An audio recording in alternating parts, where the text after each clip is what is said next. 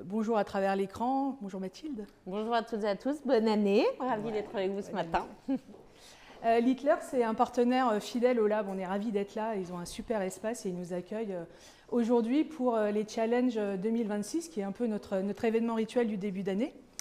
Avant d'entrer dans le détail, voilà, bon, Mathilde et moi, je pense qu'on est reconnaissables. Juste vous dire deux mots sur le Lab, parce qu'on a parmi nous aujourd'hui, on est toujours ravis de les rencontrer autour d'un café, et nos adhérents, enfin quelques-uns de nos adhérents, et puis on en a qui ne connaissent pas forcément le Lab et qui viennent aujourd'hui pour la première fois à un événement. Donc rapidement, le Lab, c'est une association, on a fêté nos 10 ans en 2025, l'année dernière. On a fêté nos 10 ans et on est le premier écosystème en France dédié à l'innovation RH qui soit constitué de cette façon, c'est-à-dire très mixte, où on va retrouver des adhérents corporate. Alors chez nous, ce qu'on appelle un adhérent corporate, c'est une entreprise, c'est une équipe RH, c'est-à-dire que quand on est adhérent du Lab corporate, on n'est pas adhérent à titre individuel, c'est une équipe RH qui adhère. Également des startups, toutes dédiées à l'innovation RH, avec une solution RH.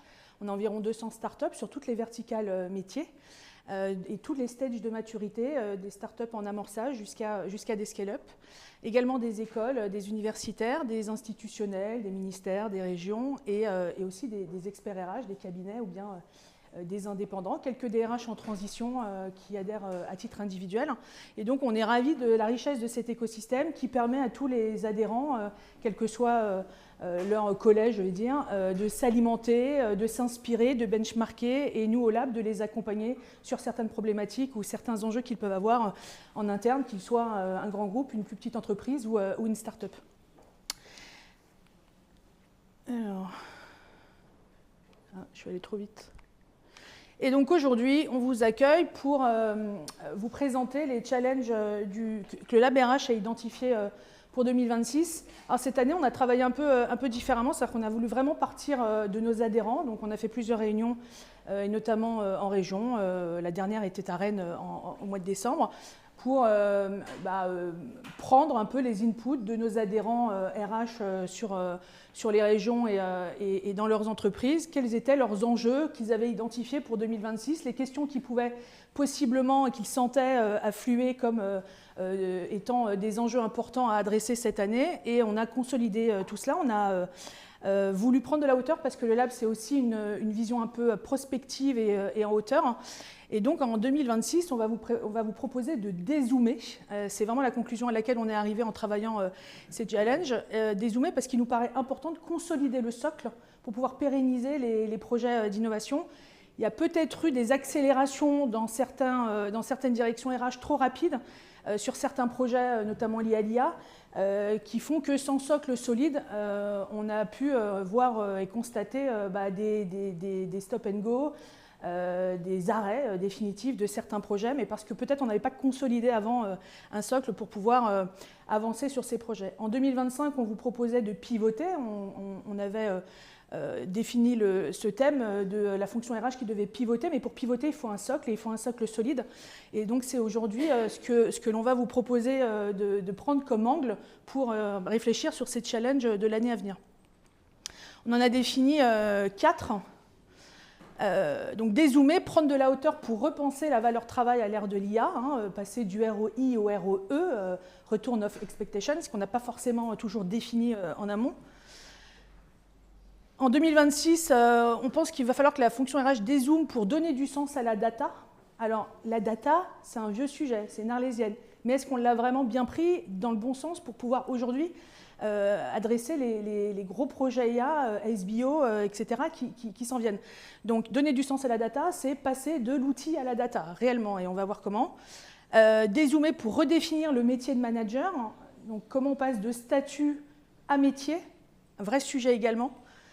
Et puis le 4e challenge qui nous paraît important pour 2026, c'est que les fonctions RH dézooment pour garantir les équités.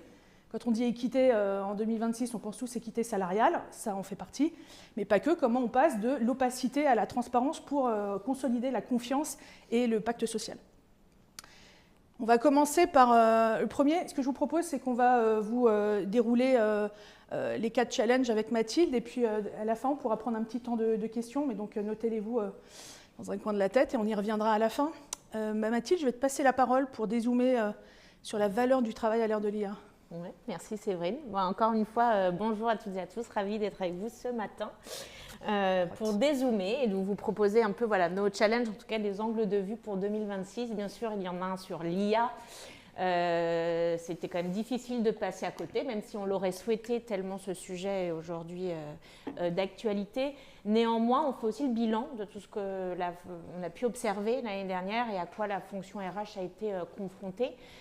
Alors, on en a beaucoup parlé, on a déployé un certain nombre de choses, des investissements colossaux ont été aussi passés dans les organisations, on en parle beaucoup, mais fondamentalement, a-t-on récupéré, a-t-on pu observer aussi le retour on expectation, le ROE, c'est-à-dire qu'est-ce qu'on en attendait. Alors, on a parlé beaucoup de ROI, ce qu'on observe surtout, c'est qu'on a une difficulté à appréhender la création de valeur, notamment par les individus avec l'IA. Aujourd'hui, on estime ne pas avoir globalement assez de retour sur les attentes. Peut-être que c'est un problème de mesure déjà. On s'est dit que le ROI, qui est aujourd'hui la mesure et le lien direct entre la productivité, le TP et les économies financières, déjà, ce n'était pas si évident parce que, en fait, on a beaucoup...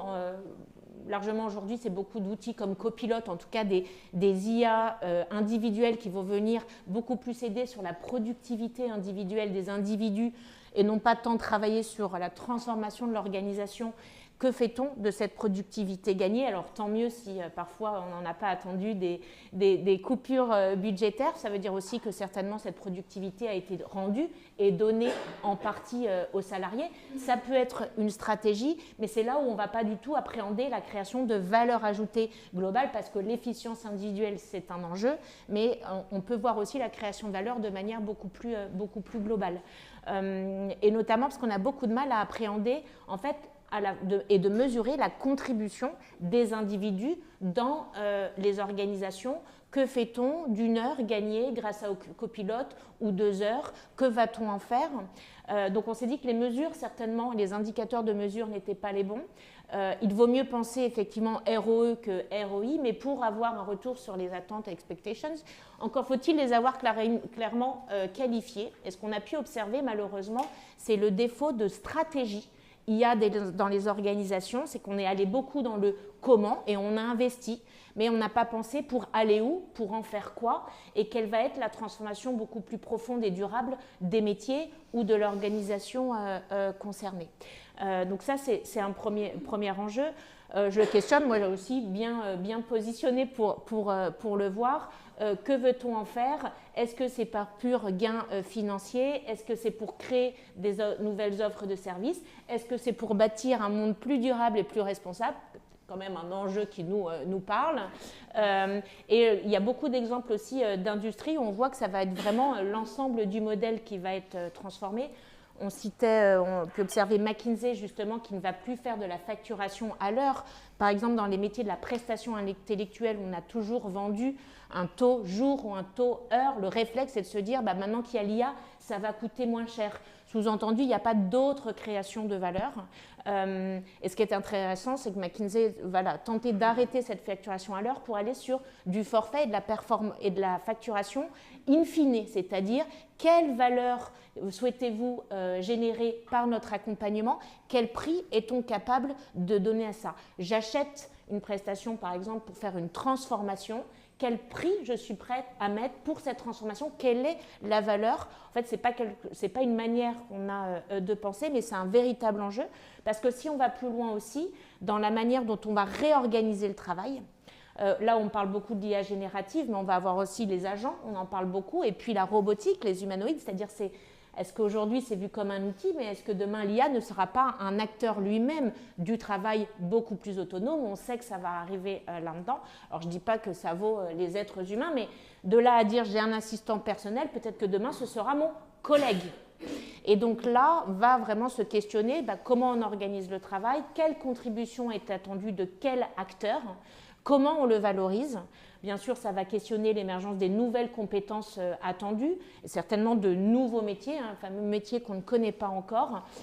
Et c'est là où on a besoin aussi de cette stratégie pour savoir où l'organisation veut aller. Donc c'est aussi pour ça, et je ne vais pas, on répondra à des questions, dézoomer.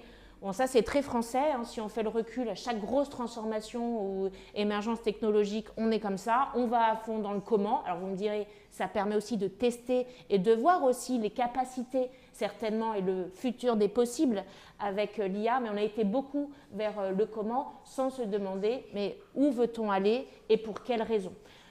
Donc aujourd'hui, on nous demande beaucoup, et notamment en fonction RH, alors le ROI, beaucoup on observe, il y en a très peu, parce que c'est certainement pas le bon retour sur investissement en tout cas encore une fois, on dissocie le retour purement financier et la création de valeur et quelque part le projet beaucoup plus durable. Ces stratégies ont été très peu mises en œuvre.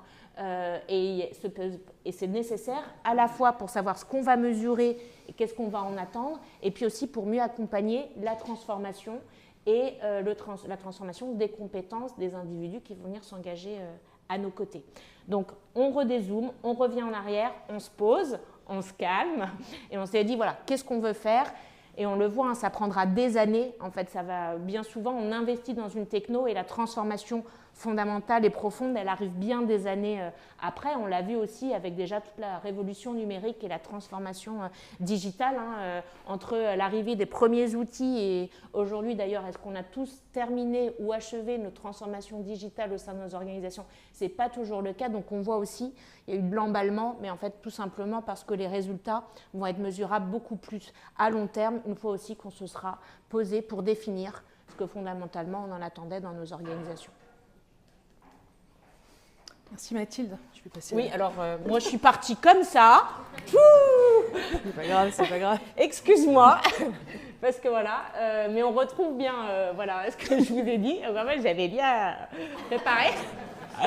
Vous me direz, c'est l'anti-sèche, j'ai oublié, mais voilà, vous retrouverez donc, la difficulté voilà, de cette mesure. Donc return on expectations, on aime bien ce terme parce que ce n'est pas qu'un retour financier, c'est de la création de valeur supplémentaire. Et puis voilà, le RH, un work designer, l'enjeu aujourd'hui, et je pense en tant que priorité RH encore une fois, bah, c'est un peu peut-être ce régulateur aussi dans l'organisation. On nous a tout de suite mandaté de lancer des plans de formation sur l'IA. Voilà, il faut repenser workforce planning. Et ben, je pense qu'on est là pour aussi accompagner l'organisation pour se projeter plus durablement et dire mais fondamentalement, chers dirigeants, que voulez-vous en faire et quel est votre projet d'entreprise pour les 10 et 20 prochaines années. Bon, après, ça zoomait. Voilà. On fait des trucs où ça zoome, nous. La prochaine fois, je passe moi par Bon, dézoomer pour donner du sens à la data, c'est très intriqué avec le propos précédent. Hein. On peut avoir dans les RH des datas fragmentées, des datas hétérogènes, il y a pu y avoir des millefeuilles de systèmes qui font qu'on n'a pas un référentiel commun de data sur la data. Or, il y a un vrai enjeu parce que la data, c'est la condition invisible aux ambitions RH. C'est la condition invisible de plus en plus visible, puisqu'elle fait parfois échouer des projets RH et des politiques RH réussies aujourd'hui. Et sans data, pas de passage à l'échelle, et ça a pu, encore une fois, marquer des freins sur certains projets. On a identifié 3 enjeux qu'il est urgent de s'emparer pour les RH s'ils veulent passer à l'échelle sur certains projets, notamment liés à l'IA. Il y a un enjeu de cleaning et d'homogénéisation. Comment je fais parler les datas de plusieurs métiers et de plusieurs outils différents, et comment je m'assure aussi qu'elles ne soient pas obsolètes et qu'elles soient pertinentes alignées avec la stratégie et ce que je veux faire. Sachant qu'il y a l'obsession du 100% data accurate, pertinente à l'instant T tout le temps, c'est une illusion, hein, c'est pas possible. La data, c'est une matière vivante. Vos collaborateurs au quotidien, ils continuent d'acquérir des compétences, si on prend la data compétences.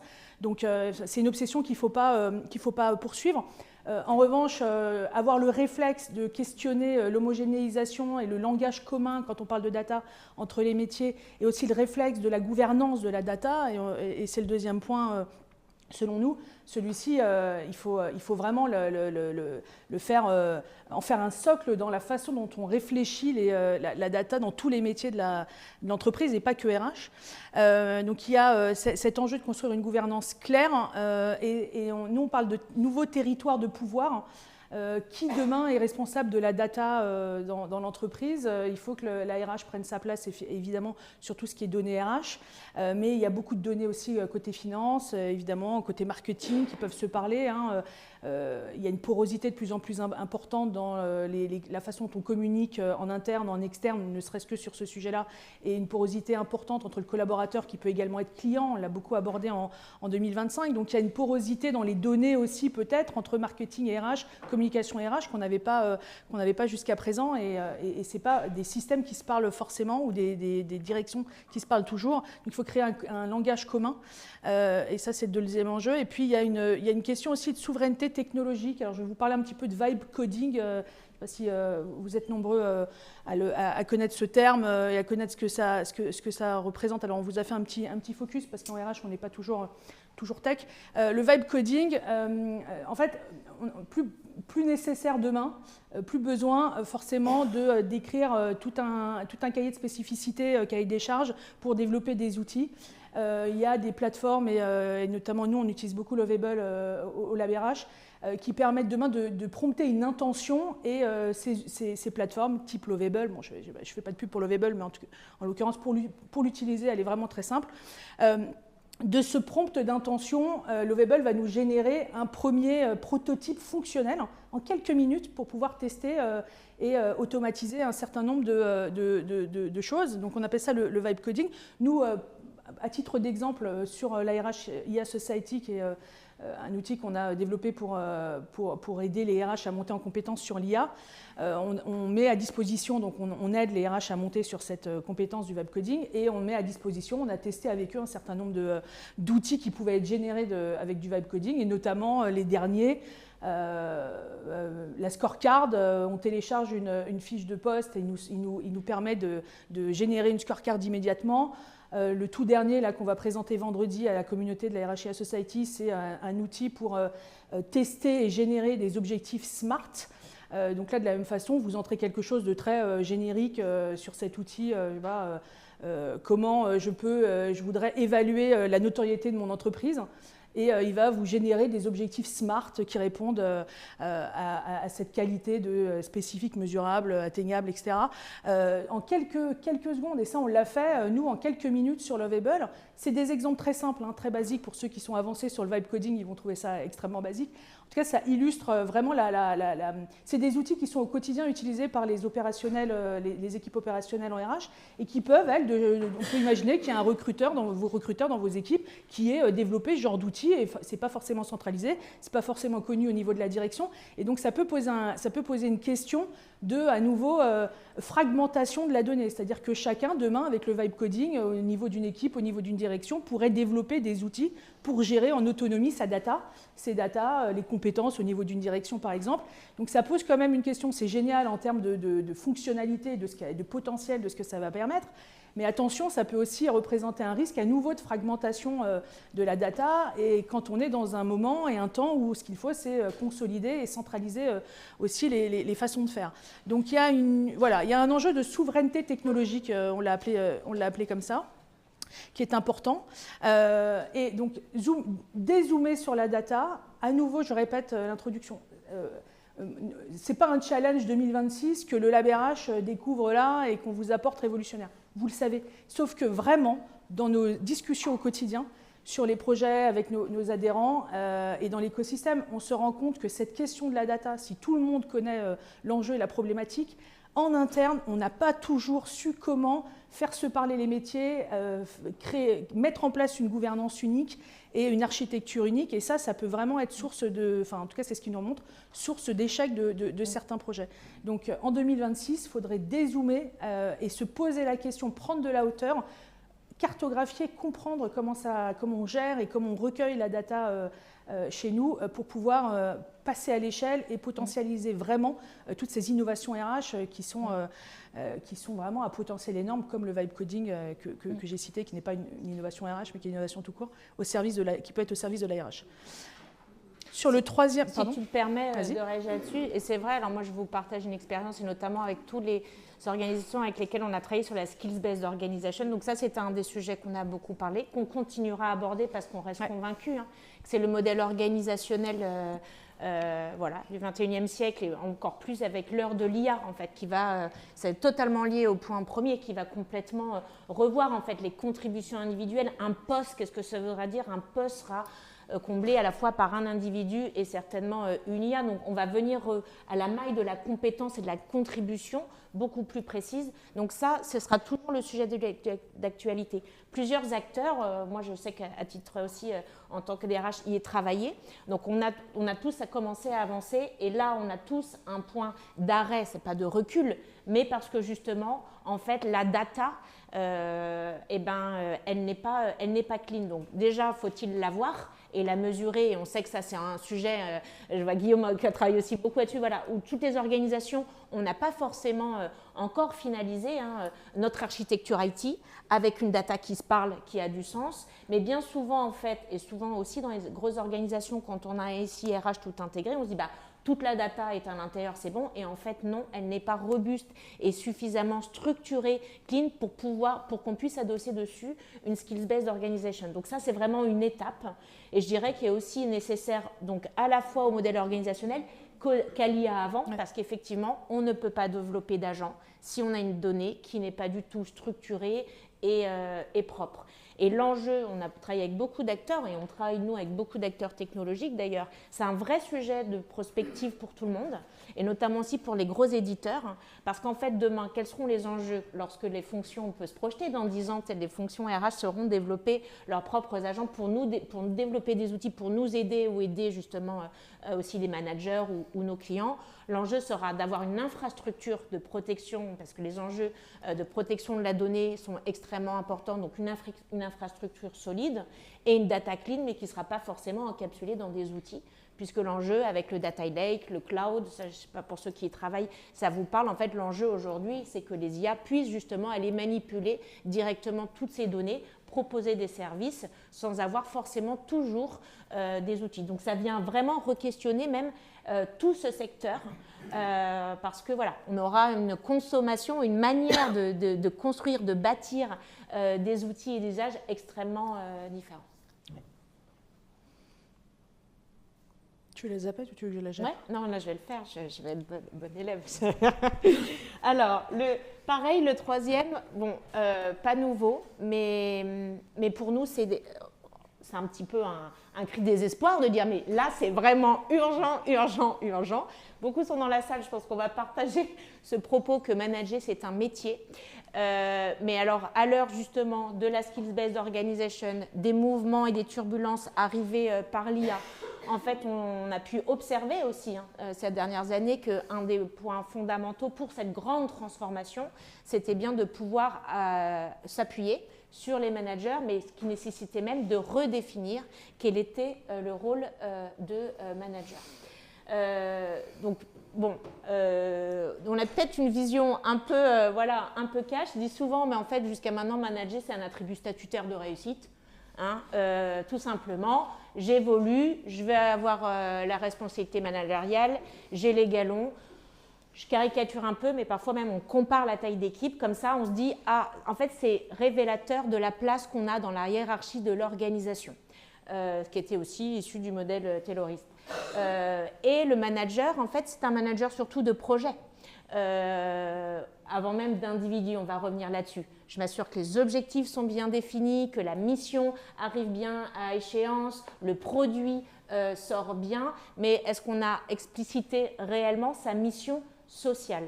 Je pense qu'aujourd'hui, c'est pas à vous, malgré le fait qu'on ait encore beaucoup mal, on observe à convaincre les dirigeants ou les financiers, mais on peut directement faire le lien entre la performance sociale et la performance économique. Je pense qu'aujourd'hui, enfin aussi, les pouvoirs publics adressent ce sujet dans le débat public parce que, oui, ce désengagement fait qu'on observe quand même une chute de productivité alors que sur le papier, les Français travaillent.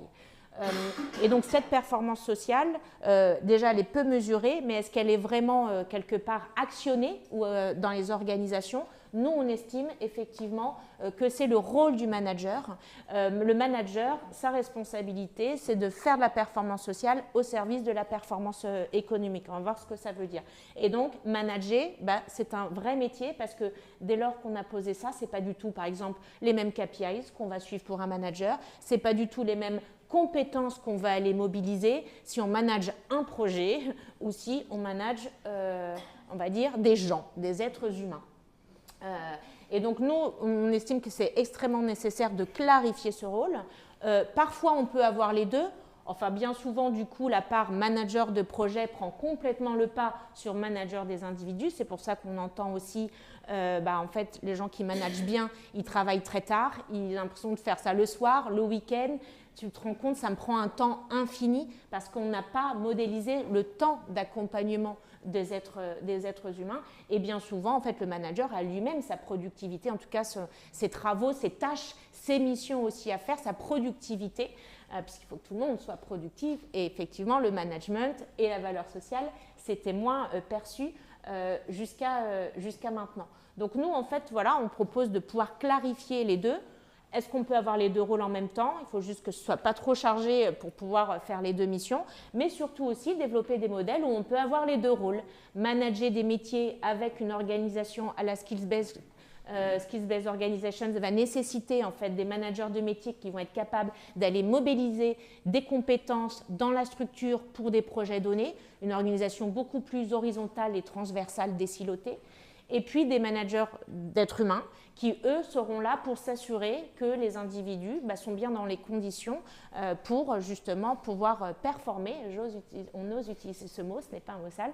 Et du coup, les conditions, c'est aussi œuvrer à la performance sociale avec tous les leviers, bien évidemment, qu'on en connaît. Je résume. Une fois qu'on s'est dit ça, si c'est un manager de métier, pour le rendre visible, impactant, il faut pouvoir démontrer la valeur et donc mesurer la performance de ce qu'est un bon manager. Première chose, les compétences et puis l'accompagnement. Donc ça nécessite de clarifier la feuille de route. Et quand je parle de KPIs de performance, on pourrait très bien, en tout cas j'arrive facilement à visualiser un manager qui serait attendu sur le climat social, le taux d'engagement, le taux d'absentéisme, le taux de turnover, le taux de complétude de formation ou d'acquisition de compétences, c'est-à-dire uniquement sur des KPIs de performance sociale, sachant qu'aujourd'hui, on est capable de lier directement tous ces KPIs au taux de productivité. Donc tout simplement, en mobilisant ces indicateurs, en tout cas en travaillant à améliorer ces indicateurs, pouvoir directement mesurer la hausse de productivité. Je ne parle pas non plus du lien entre INPS et NPS client, où aujourd'hui on arrive à mesurer que plus les équipes sont engagées, en général, plus les clients sont contents. Donc aujourd'hui, on a les indicateurs de mesure, on a les outils pour mesurer, mais c'est vrai qu'il faut encore convaincre que c'est un investissement important qui va porter ses fruits. Et bien évidemment, qui dit aussi trajectoire particulière et formation, c'est est-ce qu'on recrute des managers sur la base de compétences managériales, donc être capable de pouvoir faire des assessments. Souvent, on fait venir des gens du métier, mais en fait, on peut aussi faire venir des gens de tout horizon dès lors qu'ils mobilisent les compétences attendues pour être manager, assertivité, intelligence émotionnelle, capacité aussi à fixer des objectifs, à accompagner, à développer, à pouvoir mobiliser différentes postures. On le sait que c'est un rôle en particulier, avec effectivement aussi un accompagnement particulier et un plan de formation. Donc en faire un métier qui a une trajectoire et qui a une promotion, ce qui nécessite aussi dans notre organisation, alors on le voit dans le secteur de la tech, on l'a toujours vu, c'est quelque chose d'assez visible. Il y a les doubles carrières, il y a les experts techniques qui viennent souvent de la technologie, CTO, et les experts plus humains organisationnels, puisque souvent d'ailleurs dans les acteurs tech, c'est des duos. Il y a l'expert de la technologie et celui qui va permettre d'organiser et manager les équipes, tout simplement parce que bien souvent dans ces métiers-là, les experts verbalisent très facilement le manque d'envie de manager. Et c'est très bien parce qu'en fait, c'est un métier à proprement parler. Et on l'a vu aussi que dans ces organisations, eh bien, les doubles carrières fonctionnaient très très bien. Il suffit du coup de pouvoir penser des carrières par l'expertise et des carrières par le management. Et ça ne s'oppose pas puisque ce n'est pas forcément les mêmes individus, au contraire, qui vont mobiliser ces compétences-là. Donc, c'est aussi des modèles organisationnels différents de ceux qu'on a pu voir pendant très longtemps en France, où c'est l'expertise fondamentalement qui nous fait évoluer plus que nos compétences managériales ou de leadership.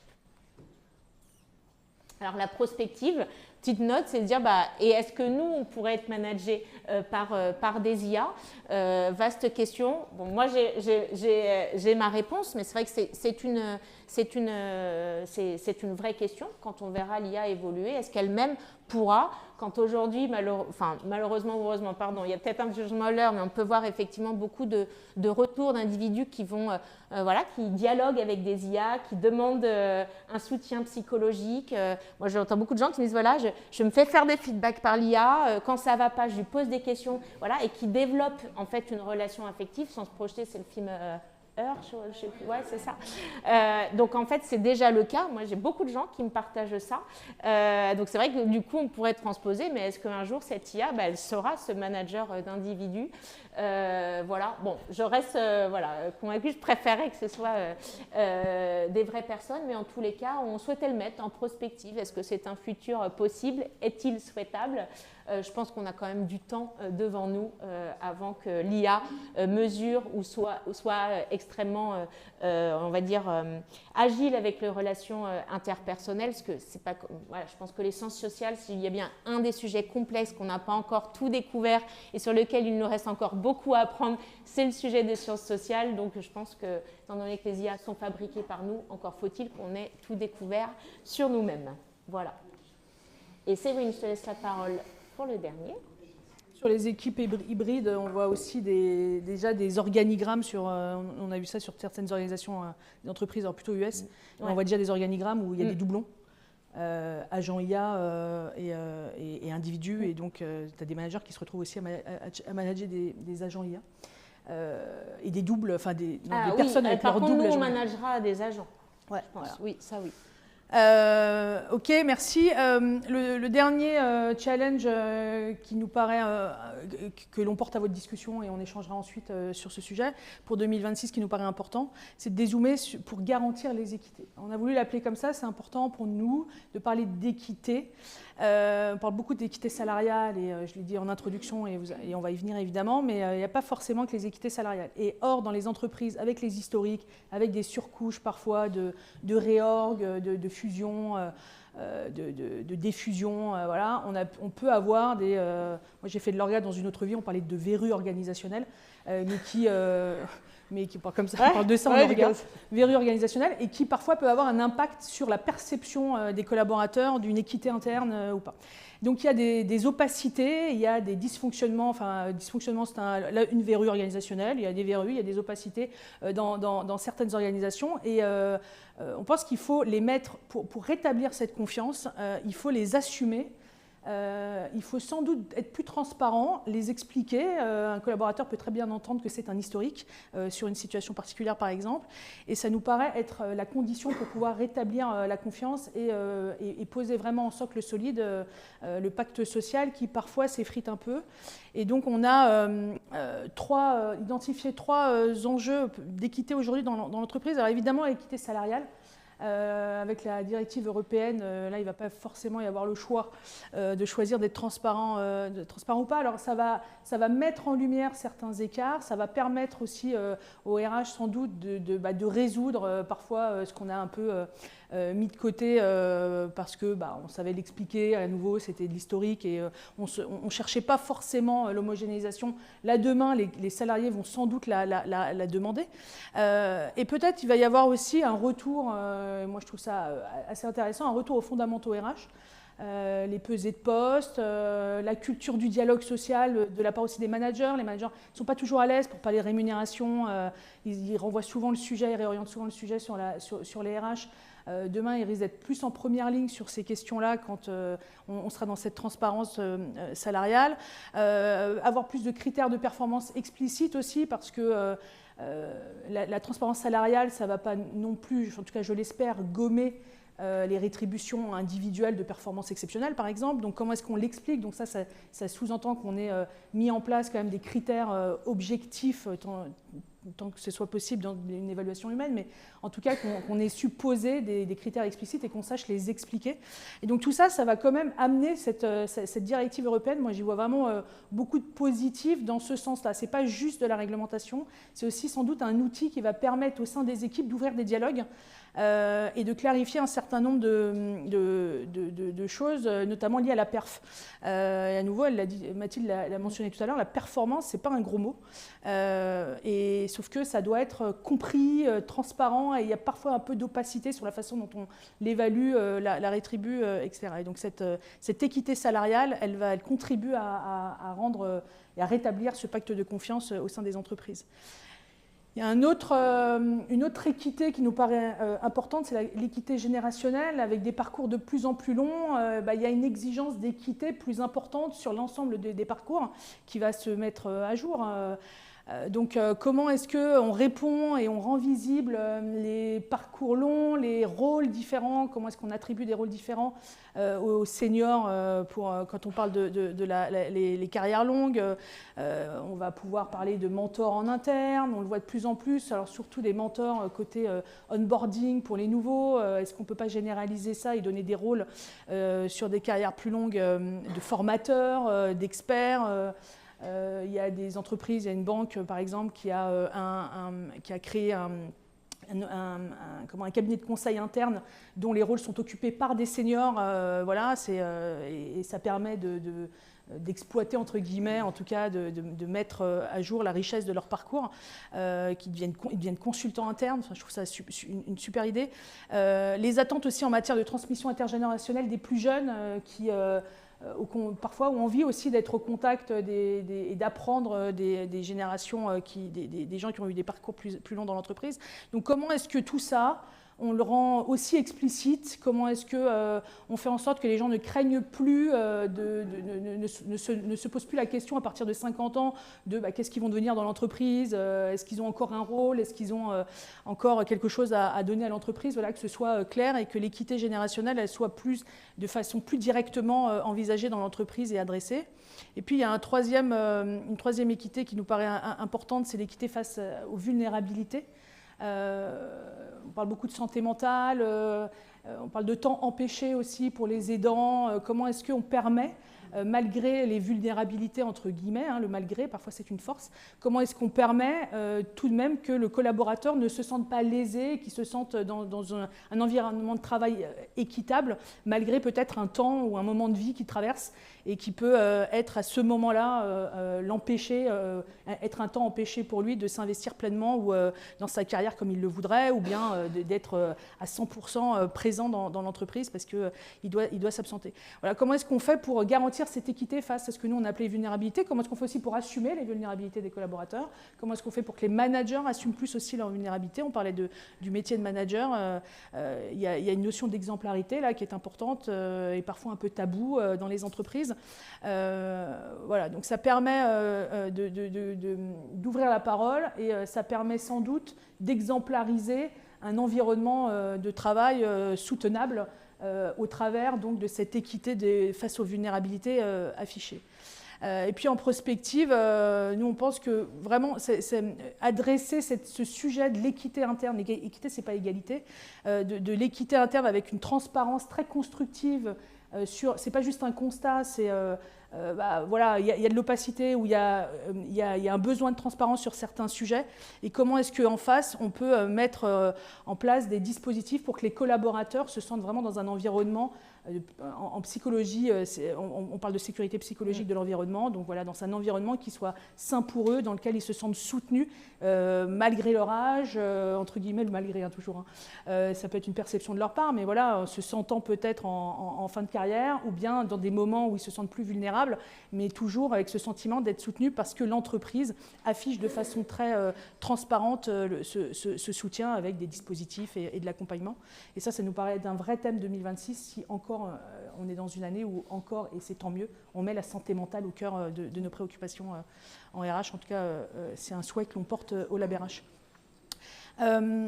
Voilà, alors c'est le moment où on va revenir un petit peu peut-être si vous le souhaitez sur certains des 4 challenges ou bien d'autres peut-être que l'on n'a pas identifiés. Alors, on ne vous a pas développé chacun des 4 parce qu'ils feront l'objet de temps forts durant l'année avec des morning labs au sein du Lab RH où on va adresser chacun des 4 de façon beaucoup plus approfondie.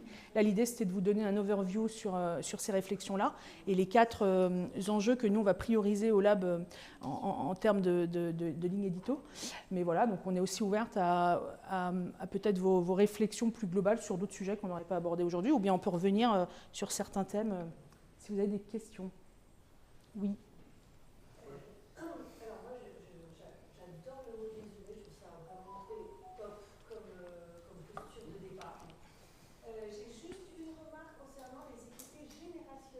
Oui. Moi, j'aurais bien rajouté, parce que c'est ce que j'entends chez mes clients, c'est aujourd'hui une des problématiques que j'entends. Bien sûr, il y a les seniors, mais j'aurais bien rajouté les jeunes. Ouais. Comment on les intègre, comment on leur propose un avenir. Et ça ne va pas être évident, par rapport au télétravail, par rapport à l'IA, par rapport à comment on en fait des futurs seniors, des futurs expérimentés seniors au sens de consultants, pas au sens de l'âge. Donc je pense que ce serait intéressant de ne pas être que sur les seniors parce qu'aujourd'hui, je pense que, j'ai beaucoup de boîtes d'entreprises qui se posent la question sur les jeunes. Ouais. Beaucoup plus que les seniors.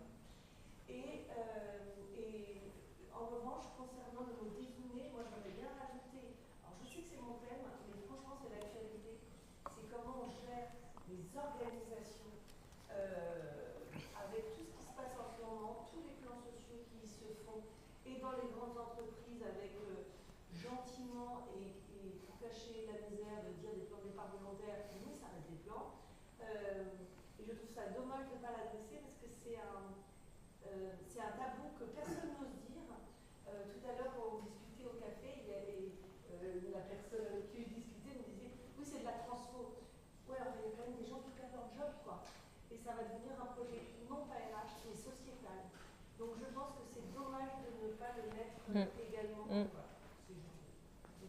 Merci. Alors, je peux me permettre de réagir. Non, complètement. Moi, sur le sujet des jeunes, c'est un angle où je travaille toujours. Oui, je pense que l'équité, c'est parce que je pense que l'enjeu de transmission est extrêmement fort quand on regarde dans les 5 prochaines années, effectivement, le nombre de travailleurs seniors qui vont partir à la retraite. Et quand on voit le nombre de jeunes actifs, et d'un point de vue démographique, on sait que structurellement, en fait, on va être en baisse de travailleurs actifs, ce qui est un vrai sujet pour la société, donc c'est un sujet aussi public, parce que en fait, notre système français il repose à 70% sur le travail. Donc si on a moins de travailleurs, comment on va financer aussi quelque part collectivement notre manière de vivre. Donc oui, cet enjeu, il y a comment on intègre les jeunes, et on entend beaucoup, j'en ai marre des jeunes, ils sont compliqués. Moi j'ai ma solution pour l'avoir expérimenté, c'est que la notion de management, manager de métier, va beaucoup répondre au sujet des jeunes. Parce qu'un des leviers très importants pour les jeunes, pour aller dans une entreprise, s'engager dans un collectif, c'est justement être dans un cadre psychologique positif et être managé par des vrais managers avec une vraie mission et non pas d'un point de vue statutaire, j'exige, merci d'eux, voilà. Ça ne marche pas du tout par exemple. Et ce n'est pas facteur dans la transmission. Après, le sujet, c'est que faut-il encore que les seniors soient en poste pour faire la transmission. Et c'est pour ça qu'on a pris cet angle-là, parce qu'aujourd'hui, en fait, malgré cet état des lieux et ces chiffres qui nous montrent qu'on doit justement, au contraire, c'est aujourd'hui où il faut être très attentif auprès des seniors parce qu'on a besoin d'actionner et d'accélérer cette transmission parce que de toute façon, dans 5-6 ans, sinon on a énormément de savoirs qui vont se perdre, de savoir-faire, c'est terrible et d'expertise. Mais c'est comme si, voilà, aujourd'hui, on se cachait un peu les yeux, on se dit, oh, c'est plus compliqué, donc j'ai plus besoin de recruter. Je pense quand même toujours aussi à coût bas, donc on se dit les seniors ça coûte plus cher que les jeunes, voilà. Bon, ça c'est très court-termiste malheureusement, et les organisations qui arriveront à dézoomer justement pour regarder ces chiffres-là et se projeter vont comprendre qu'en fait le problème il n'est pas là, il faut bien maintenir les seniors en poste et l'enjeu c'est d'accélérer la transmission auprès de cette jeune génération parce que dans 10 ans, sinon là ça va être, et 10 ans ça va passer et ça va arriver extrêmement vite. Voilà. On avait une question là avant, le monsieur il avait levé la main et après on passerait la parole. Oui, bonjour, merci pour l'exposé. Moi on a beaucoup parlé, enfin vous avez beaucoup parlé de performance, et je suis dans une boîte cotée, donc je vois de quoi vous parlez, et on ne va pas l'abandonner du jour au lendemain. En revanche, il y a quand même plus que des signaux faibles sur des notions de robustesse, de résilience. Vous travaillez sur des organisations plus résilientes, plus robustes. Vous avez une réflexion par rapport à ça? Enfin, vous voyez ça dans les challenges RH à venir? Oui, on a des sujets qui nous remontent et qui croisent un peu, c'est-à-dire que la robustesse, elle croise un peu les réorgs en cours. Elles sont souvent à l'origine de ce genre de réflexion, de réorg et de plan. Nous, ça s'est surtout traduit par les risques autour de projets qui donc s'arrêtent parce qu'on n'est pas dans des... Enfin, on a l'impression que l'organisation n'est pas suffisamment... alors je vais utiliser le même terme, robuste, qui est le terme, pour encaisser des gros projets transfo là, très court terme sur l'IA. Donc c'est pour ça, notamment sur l'IA. C'est pour ça qu'on essaye de... Notre message là, c'est qu'il faut dézoomer, parce qu'on est peut-être entré trop sur l'outil, et justement il faut dézoomer pour d'abord avoir un socle solide et assurer cette robustesse plus globale, voilà, et qui in fine aboutira à la performance. Mais la performance, c'est le bout de la ligne, quoi. Mais le performance, en fait, on associe forcément la notion de performance à performance économique et court terme. Alors moi, nous, quand on dit performance, c'est bien plus large. La performance sociale, la durabilité, c'est une performance en soi. En fait, le fait de durer longtemps, d'avoir un impact, c'est juste qu'on a vite fait un raccourci sur performance. Et performance sociale, c'est pas antinomique avec la performance économique, ça se nourrit, mais c'est pas du tout la même chose. C'est beaucoup moins court-termiste. Et je pense que le problème, peut-être qu'il y a aussi en 2026 un discours RH à se faire entendre plus fort, très clairement, parce que ce qu'on observe aussi ces derniers mois, c'est quand même un retour en arrière compte tenu du contexte où là où on avait annoncé justement entre la CSRD qui recule, entre les actionnaires qui sont beaucoup plus court-termistes, le ROI, l'IA est un exemple, hop, je coupe les postes, etc., d'investissement. Je pense que malheureusement, on se trompe, enfin, on est convaincu. Maintenant, c'est à nous de débattre ça. Souvent, j'ai des débats avec des CFO qui disent « Mais les RH, vous êtes un peu humaniste, vous êtes utopiste, vous pensez que ça ne marche pas comme ça dans les boîtes ». Je ne suis pas d'accord. Je pense que les deux sont totalement conciliables. On veut les opposer parce qu'encore une fois, aujourd'hui, on peut le mesurer et faire le lien directement entre la performance, je dis sociale, durable, long terme, qui est des payeurs, qui peut être aussi environnementale, et la performance économique. Mais parce que l'enjeu d'une organisation, à mon sens, c'est de durer le plus longtemps et pas de gagner le plus à court terme. Voilà. Donc, il y aura aussi, quand ça va il y a toujours un retournement. Là, c'est vrai que c'est très compliqué. Beaucoup d'organisations reviennent en arrière sur le télétravail, sur la confiance, sur les programmes d'inclusion, enfin vraiment c'est voilà, ça va repartir. Bon là il y aura le vrai juge de paix parce que je pense que les gens en fait sont plus du tout dupes. Donc il y a un moment les yo-yo, donc les boîtes qui pendant 10 ans ont dit nous on fait ci, on fait ça, on croit à ça, et puis depuis 2 ans ont tout coupé, ils sont revenus en arrière. Je leur dis bon courage pour la reprise, mais je pense qu'aujourd'hui les gens sont moins dupes et les travailleurs seront. Qu'on le veuille ou non, j'aime pas le terme, mais on dit souvent en rapport de force, il y aura moins de travailleurs que de postes. Voilà. Donc il va y avoir un moment, ce discours de vérité qui va revenir. Voilà. Pour autant, aujourd'hui, je ne vous cache pas que c'est compliqué. On voit nos budgets qui sont coupés. Voilà. On a du mal à convaincre. Et je pense qu'il y a un véritable enjeu aussi de voix à porter en parlant avec des indicateurs chiffrés. Et nous aussi, on peut parler de performance. Nous aussi, on peut démontrer les chiffres. Nous, on peut aussi dire qu'on fait gagner de l'argent.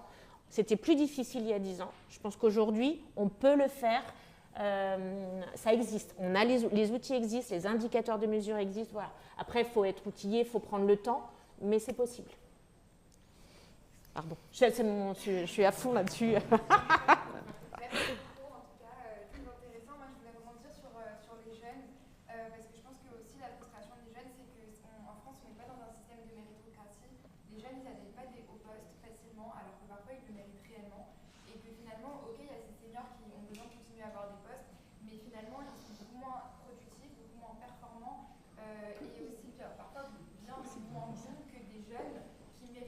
leur place. Je dis pas quelqu'un qui est en poste depuis 1 an, mais quelqu'un qui est en poste depuis 5 ans pourrait mériter un poste de direction bien mieux que le directeur qui le fait lui-même. Et malheureusement, je pense que les jeunes, ils ont aussi du mal à se projeter dans cette société parce qu'en fait, il n'y a pas de système de méritocratie. Un jeune peut-être que la personne qui va le mieux performer de la boîte, ça va être un jeune, mais pourtant, il va devoir gravir les échelons étape par étape, année par année, comme tout le monde l'a fait, et plus vraiment à la jamais ça n'a été à la méritocratie, alors que dans d'autres pays, comme un peu aux États-Unis, on peut un peu plus voir ça, même si les seniors ont du mal à céder leur place, même quand ils ne méritent plus, quoi.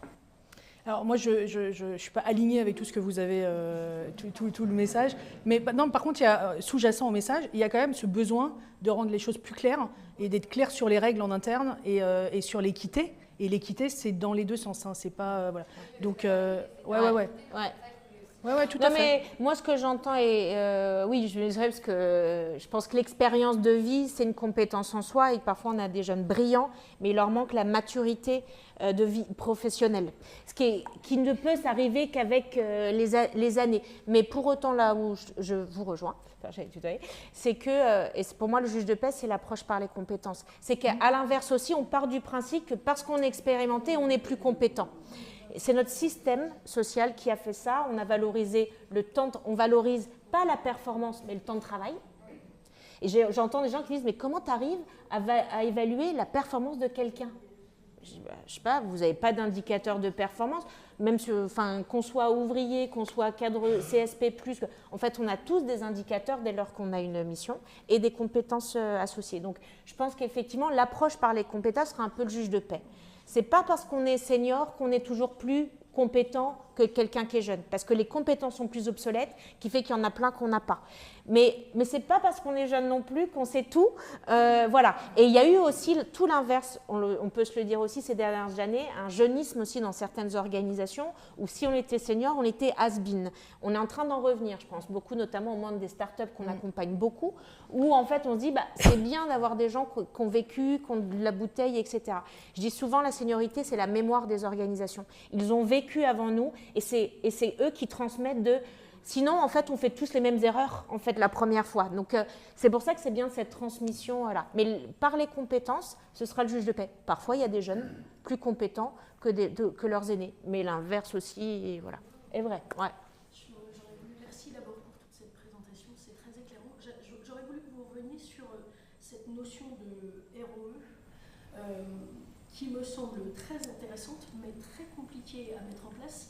Parce que si vous avez en tout cas des témoignages à nous partager, moi ça m'intéresserait parce qu'on va rentrer, comme il vient d'être dit, dans des périodes on va regarder beaucoup plus comment on va réduire les coûts, etc., des organisations, des choses comme ça.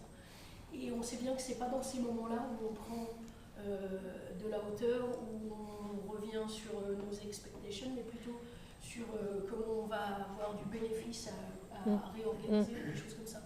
Donc si vous aviez déjà des entreprises qui ont mis ça en place, moi ça m'intéresserait particulièrement.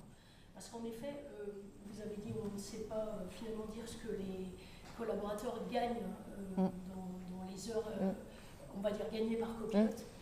Mais est-ce que c'est juste parce qu'on en est au début et qu'on ne sait pas encore mesurer comment on mesure en fait quelle est notre mesure, quelle va être notre KPI réel, ou est-ce que c'est parce que finalement c'est dilué dans des tas de choses. Enfin, voilà, toutes ces notions-là m'intéresseraient beaucoup. Si vous avez du partage ou des témoignages à nous transmettre là-dessus, ça peut être intéressant. Je pense qu'on ne s'est pas encore posé la question du temps libéré. C'est-à-dire qu'en fait, on a un réflexe qui est temps libéré égale économie. On revient toujours sur ces indicateurs financiers. Voilà. Après, sur les expectations, c'est la question de quand je lance Mathilde, elle a beaucoup parlé effectivement de l'outil du quoi, en disant voilà, on a tous un peu foncé. Mais c'est la question du pourquoi on le fait et de à quel point on veut arriver et de qu'on aura réussi quand. Et c'est des choses qu'on ne définit pas forcément. On est un peu par opportunisme sur des outils qui vont répondre à un besoin là, maintenant, immédiat que j'ai identifié, sans avoir forcément remis en perspective d'une politique plus globale et d'une stratégie plus globale qui d'ailleurs va aller croiser sans doute avec d'autres métiers dans l'entreprise. Après, je ne sais pas si ça vous l'avez abordé chez Fabrice Mazars. Nous, on a des retours, alors on pourra en parler avec des adhérents, mais qui commencent en fait à se poser ces questions-là, notamment sur cette question très précise de l'IA et de la valeur, le temps que ça libère, comment on peut l'orienter pour créer de la valeur ailleurs en fait. Et pour l'instant, on est encore en train de se poser cette question-là. Parce que ce n'est pas le même temps libéré en fonction des individus, en fonction des métiers, en fonction des directions. Donc c'est assez compliqué d'avoir une vision globale. Et donc ça va inclure des discussions avec les métiers, avec les directions. Et là, moi, ce que nous, on voit chez les adhérents, c'est qu'on est dans le temps de penser de comment on va le faire. Et on n'est pas encore dans on l'a déployé et on l'a fait. C'est pour ça que nous, on incite à dézoomer et à partir. Ouais. Voilà. Mais si je peux me permettre, moi j'œuvre dans une industrie où c'est très facile. Les cabinets de conseil, c'est les premiers à dire c'était du temps de cerveau, l'IA va faire. Donc on se dit super, j'ai investi, je dis n'importe quoi, 10 millions en IA. Je veux à minima les retrouver. Donc on se dit le temps gagné, ça pourrait peut-être faire moins de consultants demain, j'en embaucherai moins, etc. Ouais, mais qu'est-ce qui se passe? Que les clients, ils ont compris aussi, et eux, ils vont me demander 20% de baisse des prix, parce qu'ils se disent que du coup, j'ai moins de... Donc là, à la fin, concrètement, on ne crée pas de valeur. En fait, on optimise d'un côté, mais on perd de l'autre. Donc, est-ce qu'on a généré quelque chose? Alors, super, on a fait l'IA. Et donc l'expectation, pour moi, elle est quand même très indissociable d'une vision. Et c'est peut-être ça aussi, c'est que est-ce que toutes les organisations, tous les dirigeants ont une vision, quelle empreinte ils ont pour dans le futur? Parce que la question de se poser, c'est pourquoi on veut que nos clients viennent nous chercher? Pourquoi on veut être reconnu demain? Est-ce que c'est d'autres offres de services? En fait, poser ces questions-là, donc à quoi on aimerait ressembler et comment l'IA va nous aider. Et l'expectation, elle va être bien plus que économique, parce que ça peut être pour la richesse d'idées, pour des profils particuliers. Et là, par exemple, on sait que pour générer de la créativité chez ces individus, si la charge cognitive est trop saturée ou qu'il y a une charge mentale trop, là, il n'y a pas de créativité. Donc, ça va être un autre indicateur de mesure qu'on va suivre, comment l'IA décharge de la charge mentale ou justement allège la charge cognitive pour créer de la créativité et comment je vais le mesurer. Le problème, c'est que, encore une fois, on est dans une culture où on ne mesure pas tant de choses que ça. Performance, on n'ose pas le dire, alors que pour mesurer, il faut mettre ce mot sur la table aussi. Et puis, penser pas que économique. Donc, ça vient rejoindre tous les enjeux là. Mais ça pose la question déjà de juste où on veut aller. Qu'est-ce qu'elle veut faire, la boîte, en fait? Elle veut juste optimiser ses coûts ou elle veut se transformer pour proposer un autre projet durablement? Et certainement, l'IA lui permettra d'y arriver plus rapidement. Voilà. Mais voilà, je ne sais pas si c'est plus clair. Peut-être juste pour apporter un complément par rapport à cette réflexion, j'avais assisté à une conférence qui mettait en avant 3 types de return par rapport à l'IA. Le return on investment, le ROI classique, on connaît. Le ROE, alors eux, ils appellent ça return on employé. Donc qu'est-ce qu'on redonne à l'employé pour lui apporter du temps, etc. Parce qu'on n'a pas beaucoup de facilité à mesurer. Et le troisième, c'est ROF, return on future. Donc être la capacité à déployer un modèle vraiment qui vient transformer nos organisations.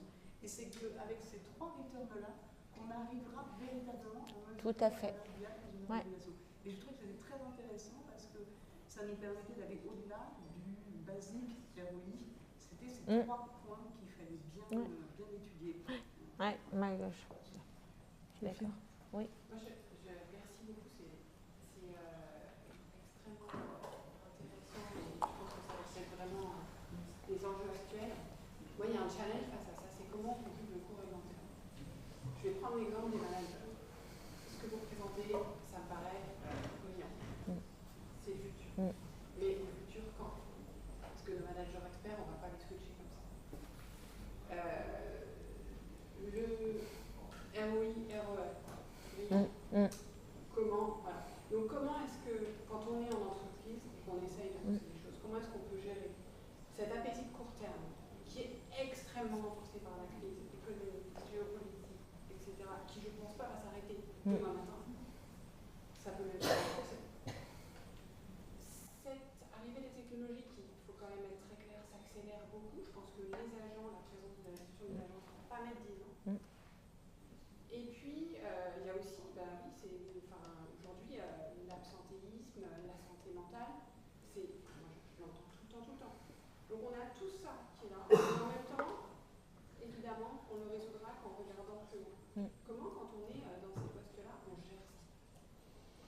Comment, quand on est à un poste où on doit rassurer les dirigeants, les convaincre? Je sais qu'il n'y a pas de solution, mais je pense que c'est un sujet sur lequel il y a vraiment un besoin. Oui, bien sûr. Alors j'allais dire, moi, de solidarité dans les métiers RH. Oui. Alors, c'est très personnel, hein, je projette, mais je pense que si on parle le même langage que ceux qui décident les finances, en fait, on pourra être écouté, parce qu'en fait, on ne parle pas le même langage, et que pour les convaincre, il faut pouvoir être très à l'aise, nous aussi, avec les mesures de la performance, les chiffres, l'économie, qu'est-ce que ça coûte, qu'est-ce que ça va faire économiser. Et ce que j'observe ou j'entends parfois, ce n'est pas toujours le cas. Parce que c'est très éloigné. Je veux dire, peut-être que le jour où les financiers sont des RH qui deviennent des financiers, je caricature un peu mes propos, mais peut-être que du coup, là, ça changera. Bon, ils ne vont pas nous laisser leur place, les financiers. Donc, c'est comment nous, en fait, on a les mêmes armes. Et du coup, moi, je pense que c'est crucial pour être entendu, pour démontrer. Quand je vous dis, moi, j'observe et j'ai pu démontrer et ça marche. Mais c'est vrai, alors, dire moi, je viens de la finance, donc c'est facile pour moi, mais j'observe que c'est pas facile, en fait, quand on vient de la RH. Et pour moi, c'est à minima ça, c'est que collectivement, on monte en maturité là-dessus, parce que en fait, jusqu'à maintenant, on est peu assez entendu. Voire, comme on ne parle pas avec leur langage, on est vu comme des humanistes, quoi. Nous, on veut défendre les gone causes. Ça crée de l'argent, ça fait du business. Ça fidélise. Ça fidélise. Et quand on le démontre avec les chiffres, il y a quand même toujours des sceptiques qui n'en ont rien à faire, je ne vous cache pas, mais c'est déjà quand même hyper aidant parce que ça permet d'avoir les débats au plus haut niveau. Pardon, je partage mon cas particulier. J'ai réussi à mettre ce dispositif managérial en place parce que j'ai tout mesuré et donc j'ai pu leur démontrer que j'allais générer de la productivité. Il ne faut pas que je me loupe maintenant. mais voilà, donc on peut faire bouger des choses, mais il faut aller parler le langage des actionnaires et des financiers, qui eux, ça leur parle moins. Ça. On va prendre une dernière question. Merci beaucoup pour la présentation encore une fois. Je partage vraiment beaucoup notamment la place du manager expert versus manager, etc. J'ai adoré la notion sur la santé mentale et pour rebondir sur ce qui a été dit, parce que ça allait être ma question. Merci de l'avoir posée.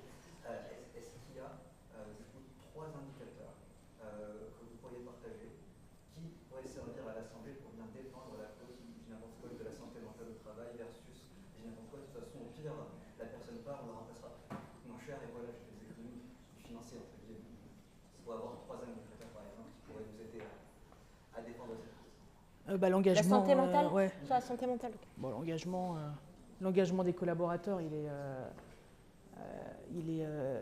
est quand même très lié avec la façon dont ils se sentent dans l'entreprise et dont ils s'alignent avec leur environnement. Et derrière engagement, alors le truc c'est que l'engagement, ça ne se mesure pas directement. Est-ce que tu es engagé dans ton entreprise? Donc derrière l'engagement, ça tire un certain nombre d'indicateurs autour de l'expérience collaborateur, donc, notamment. Donc on va retrouver les indicateurs RH de turnover, d'implication de satisfaction dans les projets et d'alignement avec les projets lancés par l'entreprise. Après, moi je ne suis pas trop pour, je ne l'ai jamais trop fait, même dans mes bouquins, pour donner les 3 trucs, parce que je pense que c'est d'abord des adaptations à chaque organisation et à chaque activité, et que quand on veut juste dupliquer, ça ne fonctionne pas toujours. Alors après, c'est pour ça que je dis l'engagement, parce que l'engagement c'est quand même très global à toutes les entreprises en termes d'indicateurs. Mais après, il y a des entreprises, je ne pense pas qu'on mesure le turnover de la même façon dans des cabinets de conseil que dans de l'industrie. Voilà, donc il faut être un peu précautionneux, en tout cas moi je le suis, sur les indicateurs magiques qui seraient à mesurer par tout le monde. Alors évidemment, on a parlé d'INPS tout à l'heure, qui pour moi est très intriqué avec l'engagement, et qui est peut-être l'indicateur un peu universel, mais après tous les autres, moi je trouve que c'est quand même très très lié à ce que tu fais, à tes métiers, à la façon dont sont composés tes métiers, au profil, des techs, de la com. Enfin, c'est très différent en fait en fonction de l'entreprise. Mais je ne sais pas si tu as un avis contraire au mien, mais en tout cas sur l'engagement. Oui, moi j'utiliserais beaucoup le NPS. Alors souvent les baromètres d'engagement, il y a plein d'autres critères dedans. Parce qu'en fait, moi on me dit souvent, tu peux pas faire un baromètre d'engagement avec 4 questions. Ouais. Ah bah super, avec 4 questions. Est-ce que ça vient de la santé mentale? Est-ce que ça vient de problèmes d'éthique? Est-ce que ça vient… En fait, un vrai baromètre d'engagement, c'est plein d'indicateurs si on veut connaître vraiment la source de l'engagement ou du mal-être.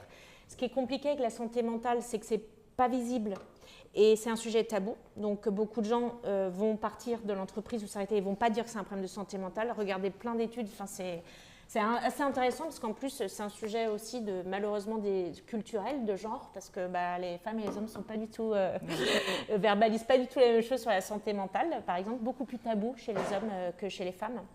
Mais par contre, dans la question, je suis d'accord avec Séverine, toutes les organisations sont différentes. Par contre, il y a des indicateurs de déclaration, parce qu'en fait, et il y a les choses qu'on observe. Le taux d'absentéisme, le taux de turnover, bon, c'est des choses qu'on va observer à un instant donné, c'est factuel, les chiffres. Et puis, il y a les indicateurs qui vont être de l'autodéclaration. Le baromètre d'engagement, le NPS, c'est souvent, voilà, je déclare. Moi, une bonne question aussi, c'est combien de temps je me projette encore dans l'organisation. On leur demande, tu te projettes encore 1 an, 3 ans? Bon, quand tout le monde dit, je ne sais vraiment pas, par exemple, voilà. Après, il y a le comment je me sens, les risques psychosociaux. Donc, on a une question sur les risques psychosociaux. Puis après, il y a ce qu'on observe. Mais sur la santé mentale, comme sur cet exemple-là, c'est le plus complexe parce que ce n'est pas visible et c'est tabou. Donc, c'est très peu, c'est pas dit en entreprise. Donc, c'est difficile de cercler, en fait. Voilà. Quelques indicateurs déjà. Bon, merci beaucoup. De toute façon, je l'ai dit, durant l'année, au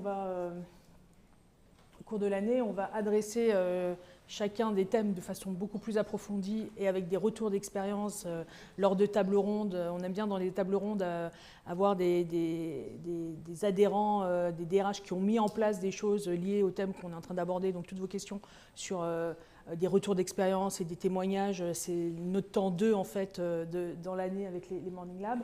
Alors c'est un peu petit, mais il a été publié, il est sur le site, l'agenda, c'est l'agenda du premier semestre. Alors c'est l'agenda des événements socles et puis tous les mois généralement on peut l'incrémenter, donc il est remis à jour si vous nous suivez sur LinkedIn en début de mois on le met à jour. Donc là dans l'année on va avoir 4 Morning Labs qui correspondent chacun aux 4 challenges. Et puis on a également des HR Community Talk. Alors les HR Community Talk, c'est uniquement pour nos adhérents entreprises et c'est des moments de peer-to-peer à distance. Il y en a un par mois. Donc là aussi, on peut revenir très concrètement avec des projets en cours dans les entreprises sur chacun des thèmes. On a un format qu'on a lancé l'année dernière aussi qui s'appelle les Cross Talk et le prochain, le 3 février, ce sera le premier de l'année.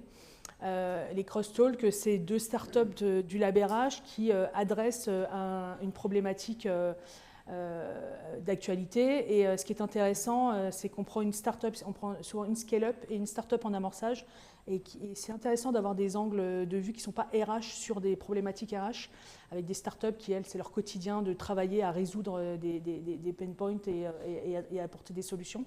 Dans notre programme d'accélération de startups qu'on a lancé en janvier, la nouvelle promotion à Station F, je leur ai demandé qui parmi vous a un background RH. Ils étaient 2 à lever la main sur 20. En fait, les fondateurs de startups ne sont pas des RH et malgré tout, parce qu'ils ont cet œil neuf et extérieur qui a un apport très précieux pour nos sujets. Ils ont voulu ce format. Donc il est vraiment très intéressant, les cross-talks, d'entendre des startups débattre et apporter leurs apports sur des questions très d'actualité RH. Et puis évidemment, vous êtes les bienvenus aux afterwork du Lab. Voilà. Donc cet agenda, je vous propose d'aller le consulter sur notre site ou bien sur LinkedIn. Et puis si vous avez des questions concernant un événement, vous pouvez nous interpeller l'équipe. Voilà une petite slide sur nos partenaires parce que les partenaires du Lab contribuent à faire vivre le Lab. Donc j'aime les mettre en avant. Et puis pour 2026, on a de nouveaux partenaires hyper intéressants. Le FEF Dalloz, le dialogue social, ce n'est pas le premier thème qui vient quand on pense innovation RH. Donc je trouvais ça très intéressant qu'on puisse les avoir en tant que partenaires. Factorial, Stavebase, qui est une boîte qui fait de l'intranet IA et qui a un vrai mantra sur il faut communiquer au bon moment, à la bonne personne, avec le bon canal, et qui orchestre ça avec de l'IA pour le mettre au service du manager. Enfin, c'est vraiment très puissant. Et Littler Franch, chez qui on est aujourd'hui, qui est un cabinet d'avocats et qu'on est très fiers d'avoir en tant que partenaire. Et puis voilà, un mot aussi sur l'équipe, parce que je voulais remercier Sophie qui a beaucoup travaillé avec moi sur les challenges qu'on vous a présentés ce matin. Et puis également vous présenter Kevin Colo qui nous a rejoint là, il y a 10 jours. Même pas, il y a 10 jours, et qui va, Kevin Colo, s'occuper principalement de la satisfaction de nos adhérents corporate et puis de développer notre communauté d'adhérents entreprises. Donc si vous êtes une entreprise pas encore adhérente, je vous invite à aller voir Kevin, entre autres. Enfin, toute l'équipe sera à votre service évidemment. Voilà, donc, et puis merci aussi à Pauline pour l'organisation et à Amélie qui s'occupe des startups et qui est toujours... très, voilà, c'est l'événement de l'année où on a toute l'équipe, donc j'en profite, après on se dispatche un peu toutes sur nos événements. Donc voilà, merci en tout cas de votre présence, de votre participation, les débats étaient très intéressants, vraiment venez au Morning Lab, on va approfondir chacun des thèmes, donc on répondra encore plus concrètement à ces challenges. Merci beaucoup merci Séverine. Mathilde, merci voilà, j'adore ce rendez-vous avec toi annuel. Merci à vous.